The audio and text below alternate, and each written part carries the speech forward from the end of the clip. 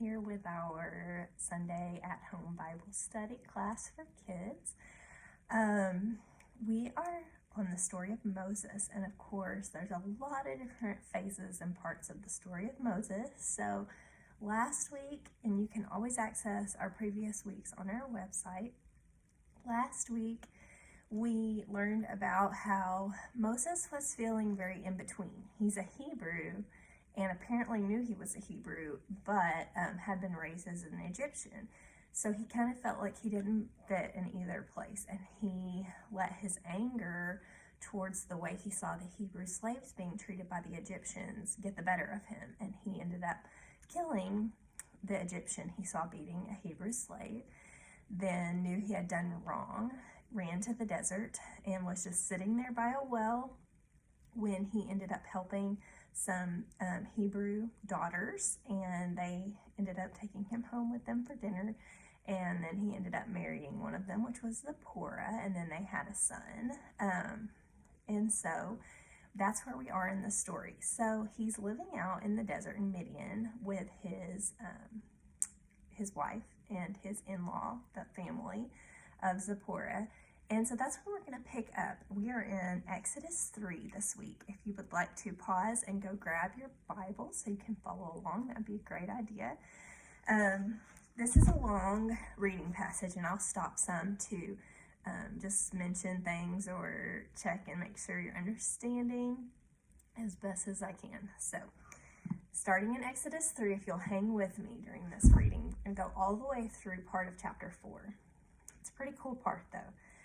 Now, Moses was tending the flock of Jethro, his father-in-law, the priest of Midian, and he led the flock to the far side of the desert and came to Horeb, the mountain of God. There the angel of the Lord appeared to him in flames of fire from within the bush. Moses saw that though the bush was on fire, it did not burn up. I'm imagining him standing there watching it, thinking, like, what is going on with this bush? And then waiting for it to basically burn itself up, but it didn't happen. That would be really kind of weird, wouldn't it? Verse 3. So Moses thought, I will go over and see this strange sight, why the bush does not burn up. When the Lord saw that he had gone over to look, God called to him from within the bush. So the bush on fire has God within it, right? God called to him, Moses, Moses. Moses said, here I am. Okay, that's an important verse to me. When God calls us, do we listen? Do we say, here I am, like Moses said? Or we have a choice when God's calling to us to listen and say, here I am, or to not. So Moses says, here I am. Verse 5, do not come any closer, God said. Take off your sandals, for the place where you are standing is holy ground. We sing a song about that, don't we? This is holy ground, you're standing on holy ground. For the Lord is present, and where he is holy. You can sing that with your family. Then he said, I am the God of your father, the God of Abraham, the God of Isaac, and the God of Jacob. At this, Moses hid his face because he was afraid to look at God. We can't even imagine how powerful that was, that Moses felt he had to actually hide his face from the glory of God. The Lord said, I have indeed seen the misery of my people in Egypt. I have heard them crying out because of their slave drivers, and I'm concerned about their suffering. God cares about his people, right? He's showing that he cares about them, and he doesn't want them to have to suffer anymore. Verse 8, so I have come down to rescue them from the hand of the Egyptians and to bring them up out of that land into a good and spacious land, a land flowing with milk and honey, the home of the Canaanites, Hittites, Amorites, Perizzites, Hivites, and Jebusites. And now the cry of the Israelites has reached me, and I have seen the way the Egyptians are oppressing them. So now go. I am sending you to Pharaoh to bring my people, the Israelites, out of Egypt. That sounds so simple, doesn't it? So now go. I'm sending you. I'm sending you to Pharaoh to bring my people out of Egypt. God makes it sound so simple because Think about, we kind of know how this story goes, right? There's going to be a lot of setbacks. There's going to be a lot of difficulties. But if we trust in God and if we believe what he says, then isn't it simple if we decide to follow him? Just to trust in him and follow? It's pretty simple. Not always easy, but it is pretty simple. I think that's a lesson for me too, for sure. Verse 11. Okay, so here's where Moses, or anyone, any person that God would be calling, makes it more complicated. Moses said to God, "Who am I that I should go to Pharaoh and bring the Israelites out of Egypt?" Like, you're picking me? I'm like a shepherd here, and I don't even know who I am. I'm a Hebrew that was raised as an Egyptian. Verse 12. This is where the simplicity comes again from God. God said, "I will be with you, and this will be the sign to you that it is I who have sent you. When you have brought the people out of Egypt, you will worship God on this mountain." Moses said to God, "Suppose I go to the Israelites and say to them, 'The God of your fathers has sent me,' and they ask me, 'What's his name?' Then what shall I tell them?" God said to Moses, "I am who I am." This is what you are to say to the Israelites. "I am has sent me to you." God also said to Moses, "Say to the Israelites, 'The Lord, the God of your fathers, the God of Abraham, the God of Isaac, and the God of Jacob, has sent me to you. This is my name forever, the name by which I am to be remembered from generation to generation. Go assemble the elders of Israel and say to them, 'The Lord, the God of your fathers, appeared to me and said, I have watched over you and have seen what has been done to you in Egypt.'" He's been watching, right? Verse 17. "And I promise to bring you up out of your misery into Egypt, into the land of the Canaanites, Hittites, Amorites, Perizzites, Hivites, and Jebusites, a land flowing with milk and honey." Doesn't that sound great? "The elders of Israel will listen to you. Then you and the elders are to go to the king of Egypt and say to him, 'The Lord, the God of the Hebrews, has met with us. Let us take a 3-day journey into the desert to offer sacrifices to the Lord our God. But I know that the king of Egypt will not let you go unless a mighty hand compels him.'" Whose hand will that be? God's.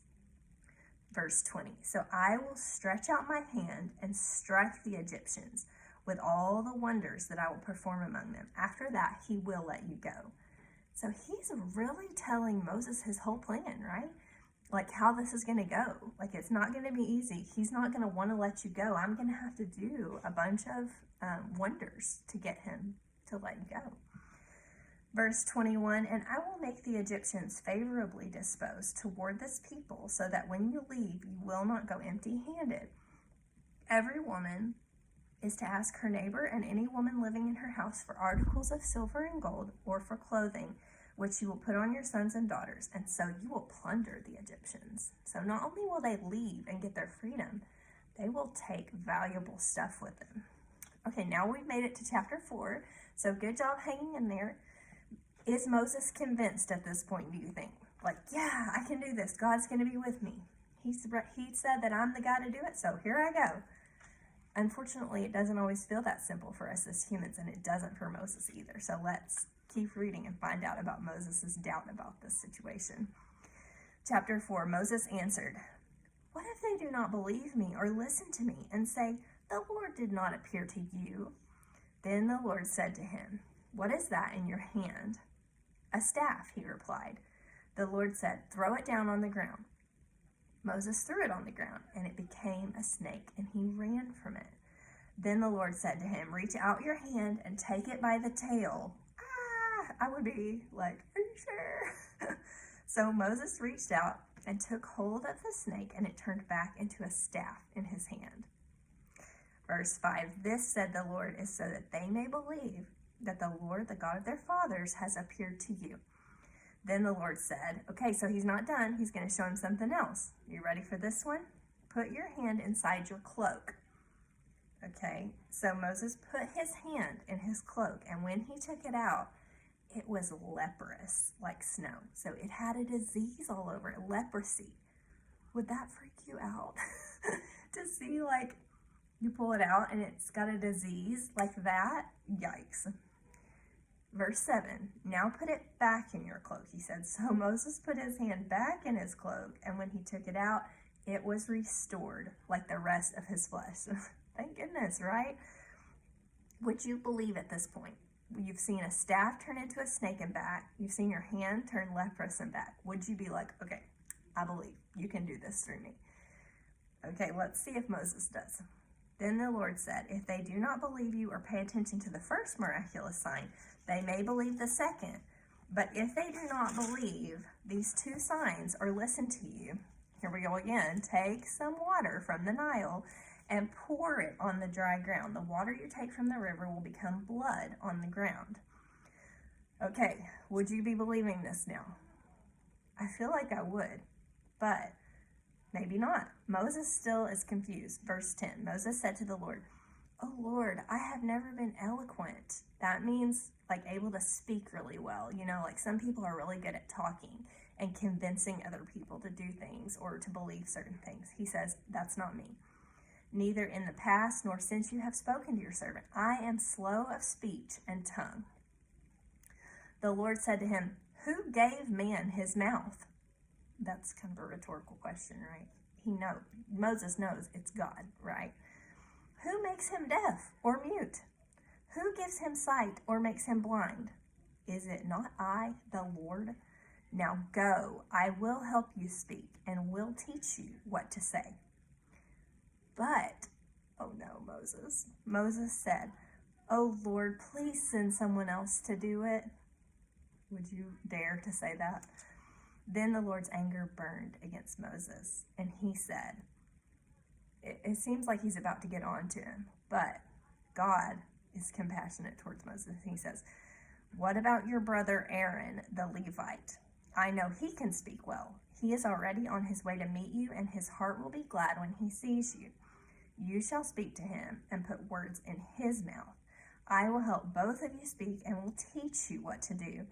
He will speak to the people for you, and it will be as if he were your mouth, and as if you were God to him. But take this staff in your hand, so you can perform miraculous signs with it. So that's the end of the scene of this event with the bush talking to Moses and God telling him, I'm going to help you. How many times did he say that? Like 3 times? I will help you. I will give you the words to say. I will teach you what to do and say. And Moses still has a lot of questions, right? And a lot of concern about like, how is this going to work? And so God very kindly, it says he got mad, right? But instead of speaking angrily to Moses, he says, okay, I'm going to give you your brother Aaron. He's a good speaker. He's going to help you. Okay, so I hope you enjoy that story and think about what does that mean for us? How does that, how can we think about that in our own lives? Does God ever ask us to do something hard?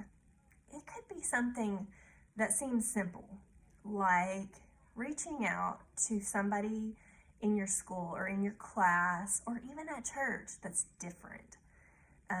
And you see maybe in your heart that that person needs a friend. But what if people think you're weird because you sit with them or because you reach out to them and you're kind to them? What if other people talk about you bad because you're being nice to this weird person? It could be something simple like that God's calling you to do. Maybe it's to do something kind for your parents or your brother or sister. But it doesn't always feel simple, does it? Sometimes it feels really hard. But God may be asking you to do that. And you're saying, but God, my friends are going to think I'm weird. Or, but God, my sister's so mean to me. I don't think that she's even going to want me to do this. Or she would even be receptive to it. Whatever the case may be. I think that we need to think about these things. And even grown-ups, sometimes we feel like God is asking us to do something. And we have a hard time trusting in him or stepping out in that faith. So let's all think about ways that God is asking us to do something and how we can just trust Him and say yes, and not say, but God this, but God that, but God this, like Moses kind of did, right? And Moses is going to become a strong leader, right? It's just the getting started part that's hard. Okay, guys, I'm going to quit talking now. I hope that you will continue to look at this story with us. Read back through it with your family. Talk about things that you have questions about or that stood out to you, because God's Word is living and active, and it may speak to you in a different way than it speaks to me or to someone else. So anyway, I hope you have a blessed week, and I'll see you next time. Bye.